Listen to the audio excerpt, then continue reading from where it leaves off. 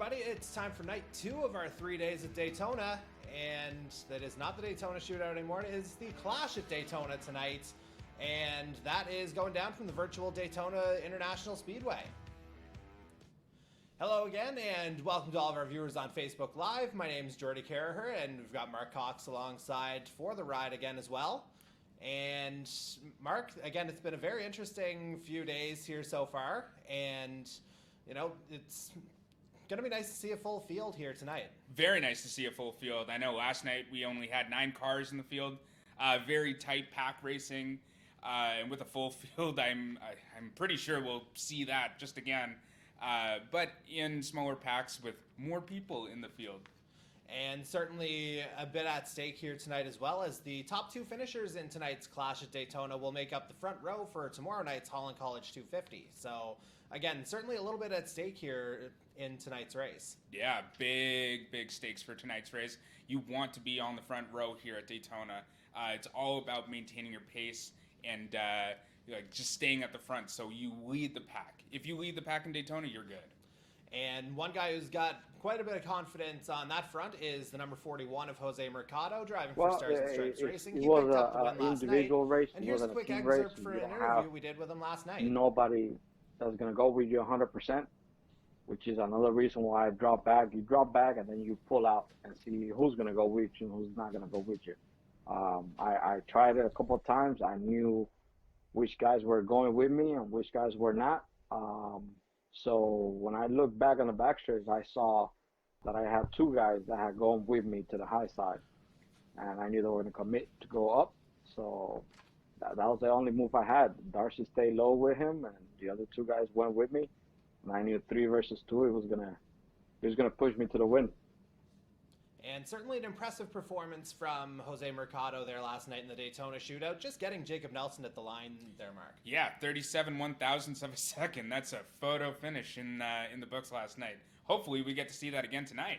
And I wouldn't be surprised if we do, given, again, we're looking at a field of around 25, 26, somewhere in that ballpark. But we're only a few minutes away from that. But first, we're going to take a quick commercial break. On the other side, we'll give you another look at the virtual Daytona International Speedway through our ride-along segment. And then we will bring you the green flag as the Clash at Daytona continues on the Canadian E-Motorsports Network.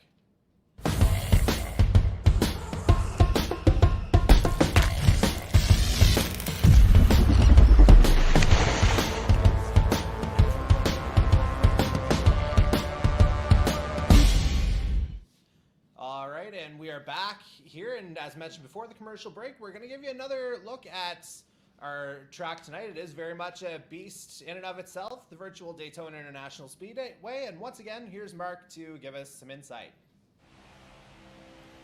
So, here's a ride-along for the Daytona Speedway. It is a 2.5-mile circuit, tri-oval. The banking in the NASCAR corners is 35 degrees.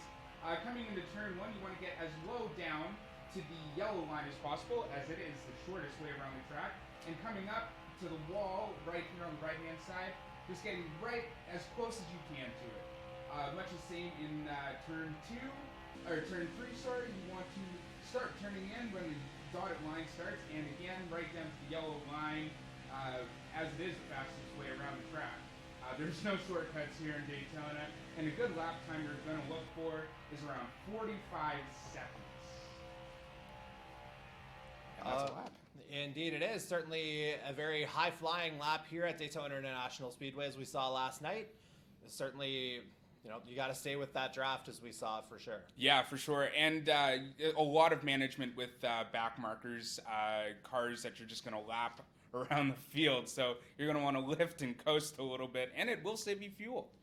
And we're going to find out who's going to be on the front row for tomorrow night's Holland College 250 in a matter of moments. But first, the Star Spangled Banner and O Canada, followed by the 4 most famous words in racing.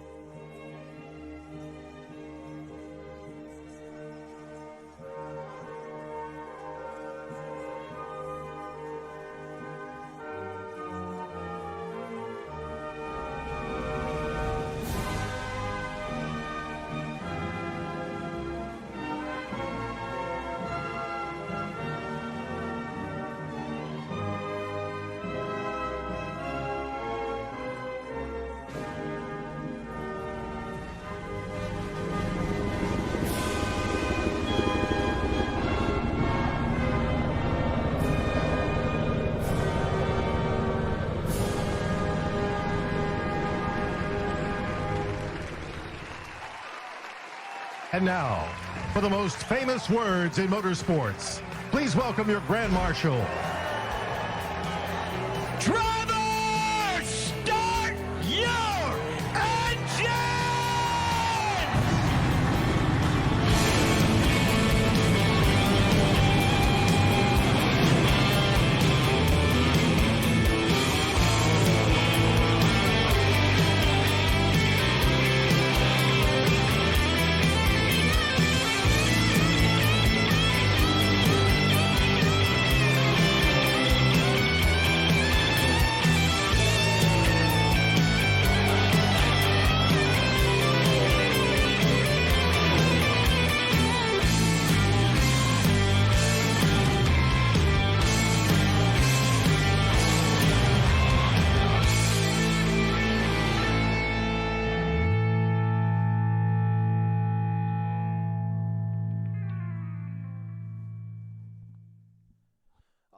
Ladies and gentlemen, we've got a few extra minutes here before we go live, and again, as mentioned before, it is in fact the Clash at Daytona tonight, as opposed to the Daytona shootout that we mentioned there a few minutes ago off the top of the broadcast. So just to correct that, just making sure that's fully clear for everybody, because again, the ramifications are quite significant for tonight. First and second place finishers tonight, they are on the front row for tomorrow night's Holland College 250. And now that we've got a couple minutes, we'll just go over some of our opening qualifying positions as we get them kind of patched into us here, as the qualifying did just happen a moment ago. And on pole tonight for Cobra Kai Racing, and that's going to be a team you're going to hear quite a bit of tonight, it's the number 77 Ford Mustang of Reggie Kime out of Muskogee, Oklahoma. And he's a team owner from Cobra Kai and a new driver for this season in the Canadian E-Motorsports Network NASCAR Series. And Reggie's certainly proven himself over the course of the exhibition races here as well. And it'll be interesting to see how he does at the head of the field. Alongside him on the front row is one of our Championship 4 from last season, the number 11 Midwest Elite Racing Ford Mustang of Scott Bailey out of Allendale, Michigan. Again, 4 victories last season and a threat to win potentially any race he's in. Now, we had Cobra Kai and Midwest Elite on the front row. We're going to see it again on row 2 as well, as our defending Earl Ross Cup champion, Ryan Gibson, is starting third in the second of the Cobra Kai cars. And again, Gibson with 6 victories last year, including the all-important one at Phoenix to end the year. And again, that's certified him as the champion, and he's certainly looking to repeat that this season. And alongside him on row 2 is the second Midwest Elite E-Racing Chevy now of Matthew Paddock out of Vandalia, Ohio. Matt's new to the series here as well, but again, he's shown that he's got quite a bit of pace here as well. And rounding out the top 5 is the Stars and Stripes Toyota of Ty Higginbotham. He's qualified 5th here tonight, and Ty, he's another guy who's shown that he's got a fair bit of speed around some of these tracks, and you know, he'll be able to potentially put up a fight here as well. And just to finish off row 3 before I try and hand it off to Mark here, we have the third of the Cobra Kais. So all 3 Cobra Kais starting in the top 6 here tonight, as we've got the number 53 Chevy Camaro of John Peden out of Pensacola, Florida. And he's had some strong finishes as well, including a second place finish in our second test run at Atlanta just last week. So if Mark's got a few positions there, then we will cut it over to him for our next drivers.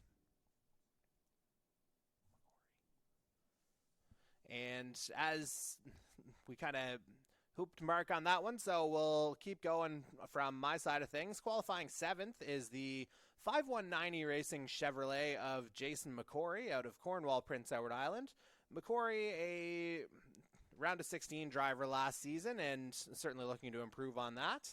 And alongside him on row 4 is the third of the Midwest Elite cars. That'd be the number 7 of Michael Wolford out of Kind, Michigan, driving a Ford Mustang. So we talked about the 3 Cobra Kais in the top 6, 3 Midwest Elites in the top 8 here as well. So Mark, if you want to jump in with a little bit of insight on that, certainly a couple of teams really establishing their dominance here in qualifying. Yeah, really establishing their dominance, and I believe this is what we're going to be seeing for the rest of the year. Now, we're going to see all these team games being played from start to finish. So it's really great to see that these teams are getting a strong start to their season. I know this has no points implications in regards to the regular season, but, just getting that momentum is a big, big thing. And you want to talk about momentum? I don't think anyone has more momentum after last night than last night's winner, Jose Mercado, in the second of the Stars and Stripes Racing Ford Mustangs out of Kissimmee, Florida. Again, he took the Daytona shootout last night, so he's got to be feeling good on a home state track. And rounding out the top 10 is another guy who competed last night, actually the guy who finished second in last night's Daytona shootout, and always a threat to win at Daytona. That'd be the number 9 Red Dirt Racing Chevrolet of Jacob Nelson out of Clarksville, Tennessee. Yeah, what a photo finish from last night. 37 1,000ths of a second, as I said in the pre-race show. Just an amazing finish. I thought Jacob was going to win that. And he just about did, but again, Mercado just got him on the outside line if you missed the finish from earlier. And we'll rattle off a couple more here just before we go live. Starting 11th, we got the first of the True North Racing Toyotas in Jonathan War out of Saugerties, New York. And Jonathan, he's turned in some pretty good results here in the preseason as well, especially just kind of getting familiar with how things operate here in the NASCAR series. And so War would be someone to watch as well. And alongside him on row 6, it's a guy that we saw last night in the shootout as well. In fact, he was on pole last night in the shootout. The number 55 Atlantic Motorsports Ford Mustang of Trent Nielsen out of Fort Wayne, Indiana. Yeah, great showing from him. And I apologize to Trent. I didn't put him on pole last night. I was reading the wrong numbers and the wrong orders, so I apologize to Trent. Great race. And again, it's one of those things that we're just working out in the early part of the season, as again, we're just waiting for the official word that we can go live with our race broadcast here. And as we do that, let's see if we can pop off another position or two to at least start the field. We're looking for 13th now, and in that spot, we are going to find the first of the Winston Racing Group Toyotas, that being Darcy Cudmore out of Ottawa, Ontario. And for Darcy, that's, a very strong qualifying position. Again, out-qualifying his teammates here tonight in really what's his first full field official Canadian E-Motorsports series or network NASCAR series event. Yeah, and then we have we have Jason Butler, the number 10 car in 14th place. Another great driver who can find speed on any track and is just able to just be fast when he needs to be fast. So great job qualifying for tonight. And again, we're just waiting for the confirmation that we can go live here from our field, because again, we're just waiting for it on the technical side from the NASCAR Heat side of things. And once we have it, I think we're getting the word now that we're good to go. And so we're just going to go ahead and bring that live. So it's going to be another 25% race, identical field to last night. Only difference is that it's going to be in stages tonight as opposed to the one shot the way last night's shootout was. So. Yeah, and some big news tonight. Corbin McCauley starting in 28th place. Must have had some difficulty in inspection zone. Yeah, it could be that, or it could be a connection thing. Could be any number of things. Obviously, online racing has some of its own quirks to it, shall we say? Yes, it does. And I don't think this will be any hindrance to him in the season to come. He was able to pull a couple good finishes out of the bag last year, starting from further back in the field. So I have no doubt that Corbin will be able to pull something out of the bag tonight. And now we are officially on track here with our pole sitter, Reggie Kime, who's got the inside line here at Daytona, as we're going to just adjust the audio a little bit, make it a little more bearable, as we see everybody coming down the back straight. And now they're across the line. I think we may be looking at potentially perhaps 2 pace laps here. I did see them just cross the start-finish line, and yet it's not full-on racing just yet. Yeah, I do believe it is 2 pace laps. So they're down to 70 miles an hour right now, and they're just getting all the cars 2 by 2. and this time around they'll be green. And indeed, very interesting dynamics as we talked about off the top 6 of the top 8 cars, either Cobra Kai or Midwest Elite. So if we talk about the pack mentality, particularly here at Daytona, if those teammates can get together, look out. Yeah, they'll be racing 3-on-3 too, which in team dynamic is perfect. So they could throw out blocks if they need to get one of their drivers ahead. They'll just a whole bunch of team dynamics. Some other teams might end up working with other teams to better their team's championship standings. So we are going to see a lot of different team strategy play out. Not sure about any team orders, but yeah, we're just going to go racing tonight. Yeah, and again, with so much at stake, teams are one thing, but you know, the allure of that front row at Daytona, that's something else entirely, as Kime brings them around turn 3. And again, we'll just see where he decides to put the pedal to the metal here, as he's effectively got control of the field right now. He should get the pedal to the metal right in the middle is where a lot of the drivers last year were just hammering down the starts. Further in the back, it does cause a Constantina effect, but hopefully we don't get any drama in the back of the field tonight. And now they're just going to be coming up to the start-finish line any second now. In fact, you see it off there in the distance. And Kime takes off, and we're going green. The Clash at Daytona is officially underway. Kime gets a pretty good start off the line here. Oh, just look at that gap he's building now. He's should be in a good position now to just get the race going. He doesn't need to worry. He's basically the de facto pace car right now on track. And you see Kime does have that gap, but the 2 Midwest Elite cars are working well there together. Bailey and Paddock in 2nd and 3rd. And they're all on the lower line, so that's going to push Kime forward here as well, while Ryan Gibson leads the secondary line on that higher line. Oh, that high side. Oh, he just jumped down to the low side. You want to be down on the low side on this track. It is the shorter route, but taking the high side does have some advantages. Like I said last night, some of the better opportunities for overtaking come from taking that high side and just getting past. If you have that momentum from the draft, like here, they could pull out and just go around the outside of Kime and get that overtake done. But it looks like they're going to start pack racing right now. And indeed, it looks like a pack of roughly, I'm going to say about 9 or 10 have separated themselves here in the early going, with Midwest Elite's Michael Wolford at the tail of that pack. Oh, isn't that a nice looking train there, Jordy? And, oh, the train's a little bigger than I thought. I think we're looking at about 11 or 12 in that line, as a matter of fact. So, really good pack racing here in the first lap and a half or so. All well behaved to start. Amazing to not see any cautions at the start of the race. Even the back of the field, they're racing 2 by 2, as I can see back here now, and there's no issue. And, I mean, there's something to be said for how this field has really come together over the course of the off-season. And, you know, you're seeing the results here. If not last night, you're certainly seeing it in the opening couple laps here now. I am hearing some chatter that there was some contact made between Darcy and another driver. I can't really make out who it was, but it looks like they're racing still. No signs of any cautions just yet.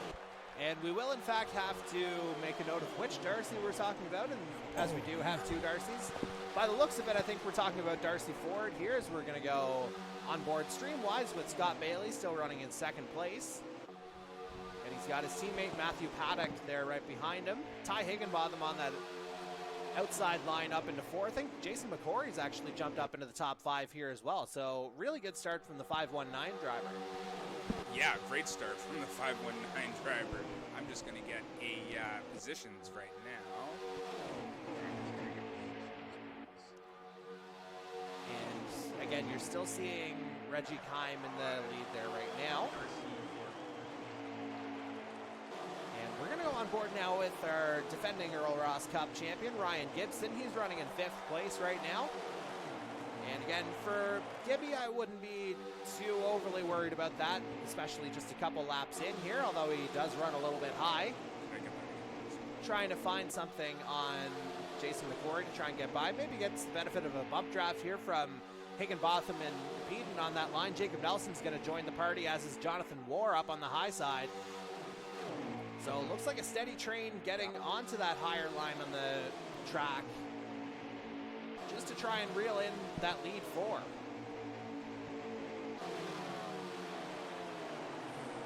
And as all this is going on, we will go on board now with Matthew Paddock, who's up into third place now after a pretty good start. And again, he's very much part of that lead pack right now with his teammate Scott Bailey. And still trying to track down Reggie Kayam, our pole sitter. Yeah, just reeling in. He needs to be patient here. Just sit behind him and just let the race come to him. He should have no worries. Not looking to make those overtakes, because the race is never won in the first stage of the race. You want to push your competitors deep. You want to just push them as hard as they can to the limit of their tires, and just force a mistake, basically. And you talk about how you can't win it in the first stage. You can certainly lose it, as we saw some contact there between McCrory and Gibson. Ty Higginbotham in the mix there as well. That's who we're on board with right now in the Stars and Stripes Racing Toyota. And Higginbotham, again, right in the middle of that, as we're starting to see things get a little bit tighter up here in this lead pack. Yeah, really tight in the lead pack. Just some touching in the right rear corner panel there for the number 50 or 60. Sorry. Indeed, yeah, Jason McCrory right at the tail end of that lead pack. Higginbotham trying to get up there as well, trying to get the full benefit of the draft to get right onto the back bumper of that number 60. It looks like Ryan Gibson is preferring the high side. I don't know what the reasoning behind that would be, but he seems to be doing just fine, maintaining a very strong pace. Yeah, you see him in that secondary group that's just behind this lead pack of 5. As we're on board now with John Peden, who looks like he's lost the immediate leader draft, so he's effectively running his own race down in about 11th or 12th to start this one, so not the start that Peden would have wanted. No, definitely not the start. And he was a strong finisher in our test races. But I hear we have 2 laps to go this time around. And that's the thing about stages. These things come very, very early on. As, again, we're temporarily on board with John Peden. We may try and wheel our way back up to the front of the field. And, we'll get a pretty good look here with Jason McCrory still running in 4th place, as the rest of that secondary pack is caught up to the leaders. So we've got about 8 or 9 eligible for with a legitimate shot, I should say, at a win in this opening stage. Yeah, and it's exactly like last night. This racing is just as close and just as good. And way back in the field, too, they're managing their own races just as well as the front guys. And now Bailey trying to lead a train on the high side here on Kayam. Yeah, Bailey hits the wall, though. He's going to lose some position. That's going to give Reggie Kayam a bit of breathing room at the head of the field. Maybe some damage to the car there, but that shouldn't affect Bailey too much. As they've now seen the white flag for this opening stage of tonight's clash at Daytona. And so we'll go back to Reggie Kayam. In fact, that may have been the final lap of the stage here. That was the final lap of the stage there. And so, yeah, after stage 1, your pole sitter, Reggie Kayam, he wins that roughly 10 or 11 lap sprint. Can I get confirmation that was Reggie for the stage? And again, a strong effort here from the Cobra Kai Racing team owner. And, he's been consistent over the course of the preseason. Now you're seeing it in full action here as we're into our first mandatory caution of the evening. Yes, and I think after tonight, we could probably start drawing a good picture of the team battle that'll play out for the rest of the season. And I just want to make one note, too. We won't be seeing too many green flag stops. Maybe one in the middle of stage 2, but if most of the drivers, they probably would have taken gas and tires at the stage. So won't see much green flag pit stops, but they're under racing again. And indeed, you do see the field shake up a little bit to begin stage number 2. It looks like it's Mike Marini in the lead here to begin the stage. Big bumping, big bumping. That looked like it may have been Andy Hurdle toward the back, or no, my mistake. That was either Kevin Daigle or Jason Butler, as we see Hurdle up in the field a little bit further, actually.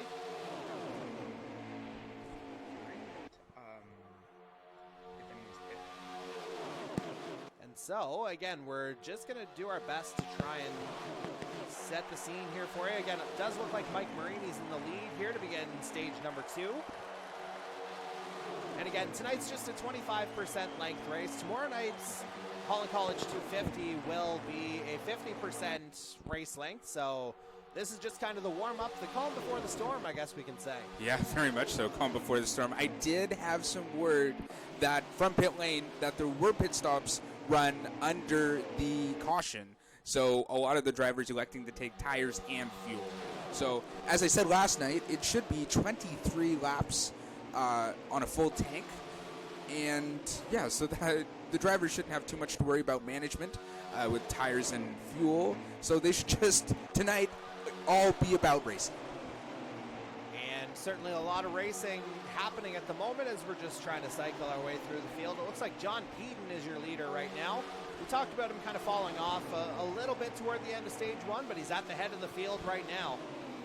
Yeah, and he is exactly where he needs to be if he wants to get that good momentum going into the regular season. And it looks like he may have benefited from some of those pit stops that you were talking about at the end of stage 1, as we're just kind of cycling through our leaders, or our initial qualifiers. For those unfamiliar with how our live stream works, every stage goes back to the pole sitter, and then the order just goes from driver to driver in the order they qualified. So we're on board now with our leader, John Peden from Cobra Kai Racing, trying to join his teammate Reggie Kime as a stage winner here tonight.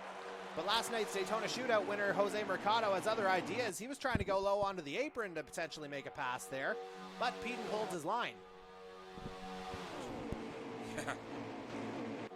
Yeah, and what we see on the screen here is the lead. I didn't realize that Pico Gator did. Oh, we got some contact in the back. Oh, Jason McCory got spun around. Goodness. Oh, cars flying. That's definitely going to be a yellow flag. I would have to think so, but we'll have to get official word here if there are, in fact, cautions on tonight. We do have caution, and I'm getting word from pit road that there is a caution on the go right now. So we do have a caution? Oh, no caution, no caution. Sorry, I heard there was an accident, but no cautions coming out. So it may be that cautions are not set for tonight's race by the sounds of it. So that's where we're going to stay with it, and we're still on board with our leader, John Peden, here right now. And you know what? Just something, my fiance's father, he used to be a racer, and what he told me is never slow the car down until you look up to the flagman and you see them waving that yellow flag, and that's exactly what the leader did. He did not slow down, and he confused us all in the commentary booth with all that crashing going on. So yeah, just like I said, if you don't see that yellow flag, you're still under green flag racing. Absolutely, and that accident did happen toward the back of the field as well, as we got 5 laps remaining in this second stage. And again, it's still Peden in the lead, Mercado second, Mike Marini third, with, I think, Corbin McCauley's gotten up to 4th place after you were talking about it earlier, started 28th, so perhaps a benefactor of those stage 1 pit stops. Yes, definitely a benefactor of those stage 1 pit stops. Like I said, you will cycle around if you don't elect to pit. And 4 laps remaining in the stage now. John Peden still holding his ground here with Mercado right on the back. There's a line of about 6 or 7 cars there in this lead pack, with I think a couple of Midwest elites trying to get into that lead line there as well. I saw some orange on the back. It looks like Wolford and Bailey trying to catch the tail of that draft.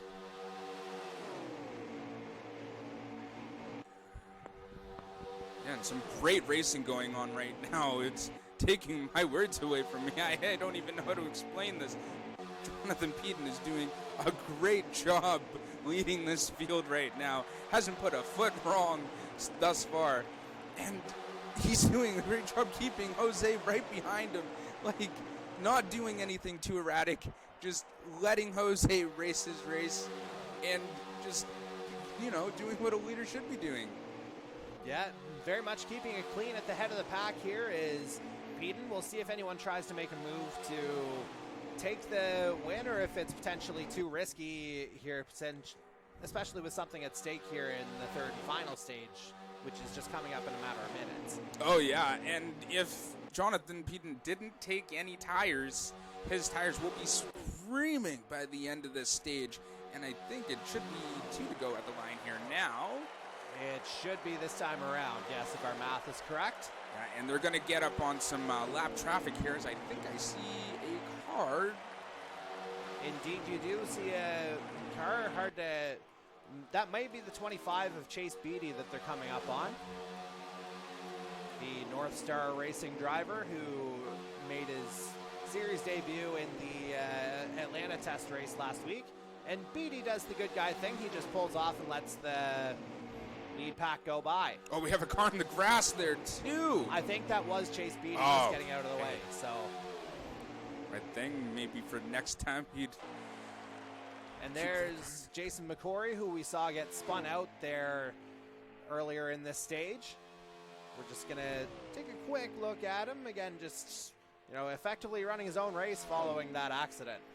Yeah, and you know what? If you run this track alone, you lose the benefit of the draft and you lose all pace. And he has some damage to the car, as we can see on screen right now. So he's going to want to get into this pit cycle and get that fixed, and hopefully not cycle too far behind the leaders. And speaking of the leaders, we'll peel back to John Peden here, who's still leading this one. Mercado still right on his back bumper. Mike Marini right there as well. Looks like some contact there between, I think, Darcy Cudmore and couldn't quite tell who that was, whether it was Reggie Kime or a differently painted red car. Yeah, and I believe Jose is going to be playing the game of strategy and just keeping Jonathan Peden right in front of him for this entire race. And we are at the stage right now, so... We are indeed. This is our second scheduled caution of the evening. And we'll see how they cycle out of this pit stage. And this is where it's going to be critical because it's basically a run straight to the finish here now. Yeah, 12 laps to the end. Quick race tonight. Very quick race. Absolutely, partner. As, again, Peden takes stage 2. Looks like Corbin McCauley got up to second at the end of that, unless there was a pit stop that happened somewhere along the way. Yeah, I'm not too sure how they're cycling through, but we'll see it right now once they do the restart. And we'll find out soon enough, but we'll take a super quick commercial break and be back for the third and final stage.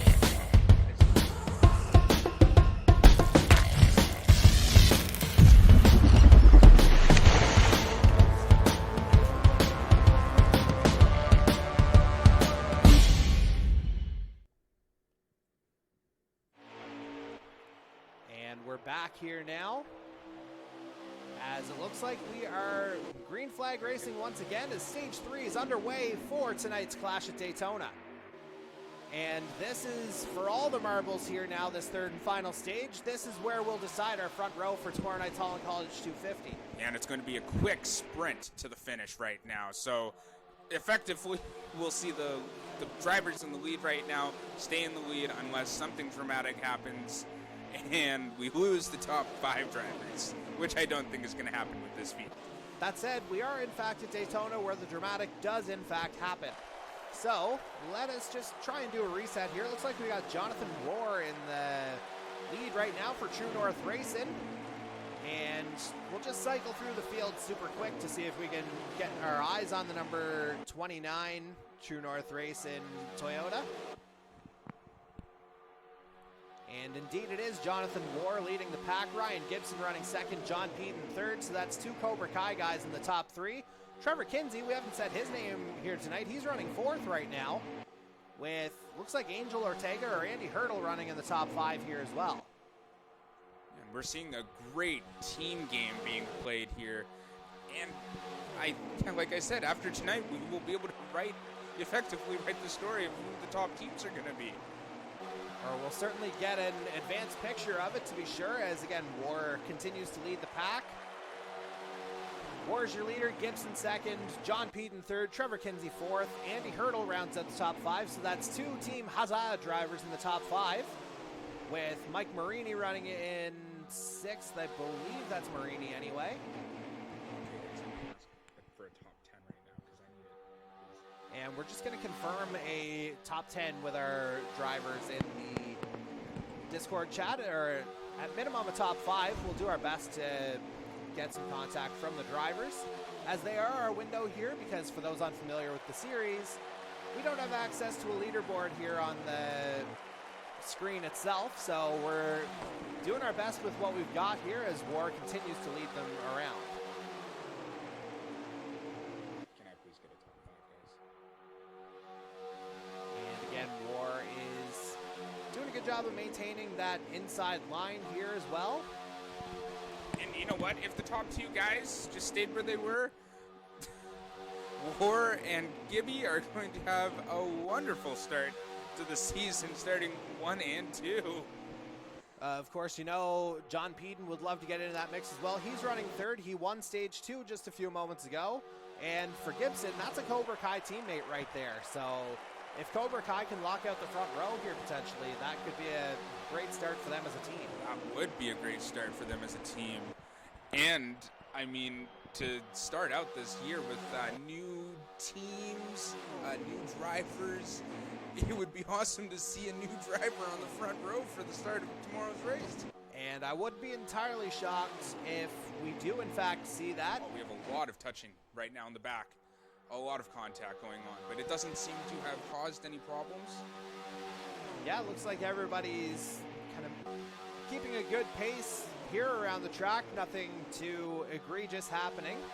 And now we talked about that team dynamic this season. We'll go over all of those details tomorrow night in our pre-race show, which we're going to be on the air a little bit earlier tomorrow night as a result. So be watching for us to go on air, again, probably around 7:30 p.m. Eastern time as opposed to 7:45, as we've got a lot of ground to cover with a lot of things having changed over the course of, you know, the off season, and season 2 is promising to be a really strong one here in the Canadian E-Motorsports Network NASCAR series. As we're going to go on board now with Trent Nielsen, who is running in that lead pack here as well. Looks like he's toward the tail end of that lead train, which would put him around 10th or 11th place by the looks of it. Just passing the eye test here. And again, we saw Nielsen last night. He picked up the pole in last night's Daytona shootout, but unfortunately was unable to hang on to the draft partway through the race, and that kind of made him fall back a little bit after the start. Yeah, but you know, that wouldn't discourage him. He's got a good head of steam going now, and you know what?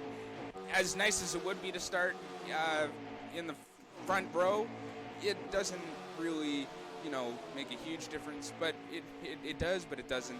I know that's a bit counterintuitive, but like I said, if any drama happens, he will be the first one to pounce on anything.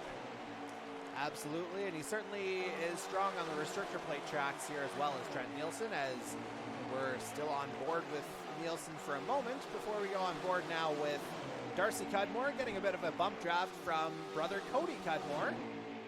And looks like Michael Dimitrov's going to try and get in on that draft as well, so a couple of Winston Racing Group cars hanging around there with Cody and the Red Dirt Racing car kind of sandwiched in the middle.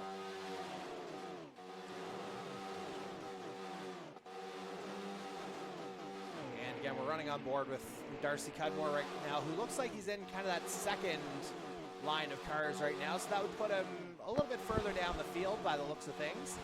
Yeah, and I'm hearing we have only 9 cars on the lead lap. Okay, so that changes the game here a little bit, certainly. And we have 5 laps to go. And that's happening fast. And so we're just going to check in super quick with Jason Butler, the team owner for 519E Racing. He's got that Chevy Camaro looking pretty clean, that classic Miami Vice theme on it. And And again, we're doing our best to try and get our results to you, but we did get word that only 9 cars are on the lead lap at the moment, so that's at least some information. As we continue to cycle through, we're on with Dan Cudmore here now, as it looks like he's on the back of Zach Sullivan here trying to make a move. And those two effectively running their own race here as they're trying to catch up to Butler by the looks of things. And before we get too far into the field, I think we're going to peel back to Jonathan War, who is still your leader right now. I'm hearing we have a Cobra Kai 1, 2, and 3. It's a 2-3 certainly, as I'm not seeing Reggie straight away, unless Jonathan's not on the lead lap. But by the looks of things, like, we'll confirm a top 5 in the next couple minutes or so, even quicker, as we're coming up on the final couple laps of tonight's Clash at Daytona. 3 laps remaining, we're being told. And again, War still hanging on. Here he's got Gibson and Peden bottled up behind him.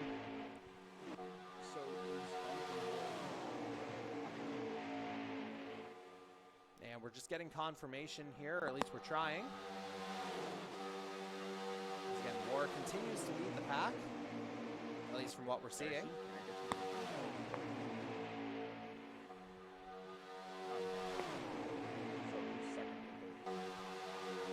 you see War, oh, it looks like he got a little bit loose there on the straight.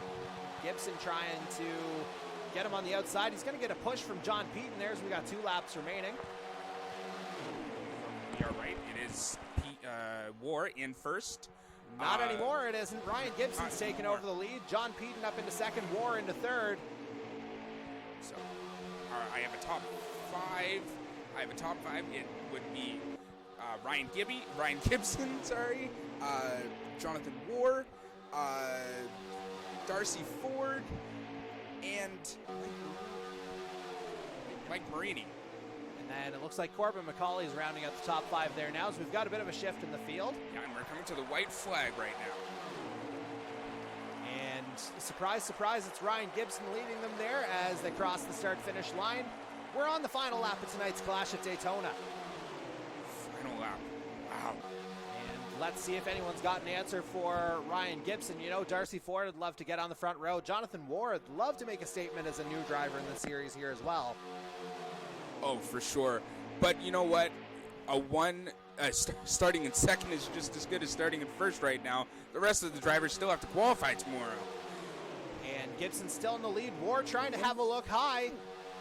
Don't think that's going to pay off for him, though, as Gibson's up there and Ford's into second now, as Ward gets pushed up a little bit higher, and they're coming to the start-finish line now, and it is going to be the number 23 of Ryan Gibson, as we're going to get to him at the line, and we saw an incident at the back, but there is your winner of tonight's Clash, the number 23 Cobra Kai Racing Chevy Camaro of Ryan Gibson, the defending Earl Ross Cup Series champion. He starts on the pole for tomorrow night's Holland College 250. Who is P2? I need a P2 right now, please.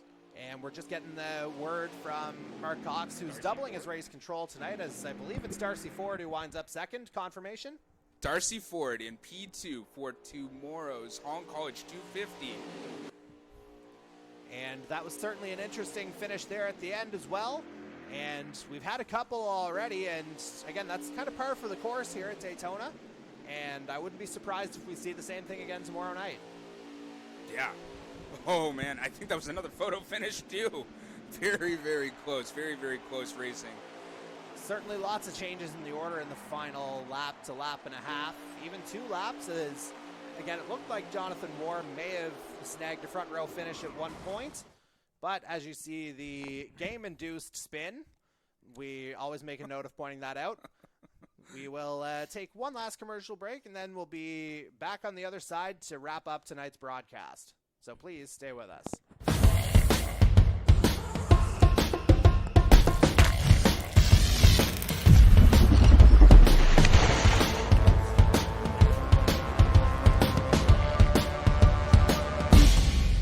Trying to get the top 5s from everybody. No one was. I couldn't hear anybody. And we are back just to kind of wrap things up here. Again, it is Ryan Gibson and Darcy Ford who will make up the front row for tomorrow night's Holland College 250. And again, that's two of our championship four from last season, so perhaps not a huge shock to see them heading the field to open up the regular season. No, definitely not a huge shock. They were essentially two of our top drivers from last season. But I'm sure we will see some very strong drives from our new drivers tomorrow, and maybe even a shock win.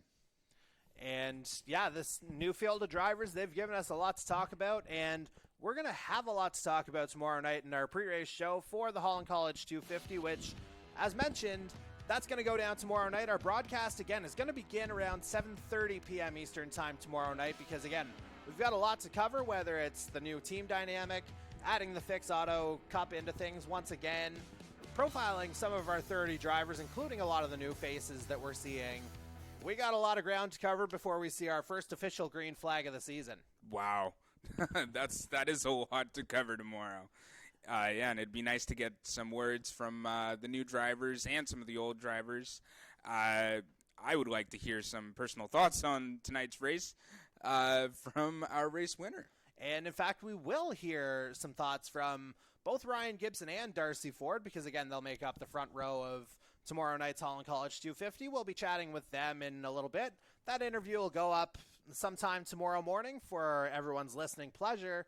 And again, that'll tee up everything for tomorrow night. So for Mark Cox and commentary and race control tonight, our normal race control operator Mason Murray, Dan Cudmore, and the rest of the Canadian E-Motorsports Network team, my name's Jordy Caraher. We hope you've enjoyed tonight's broadcast of the Clash at Daytona. We hope you come back with us tomorrow night because that's when the rubber's really going to hit the road as Season 2 of the Canadian E-Motorsports Network NASCAR Series begins.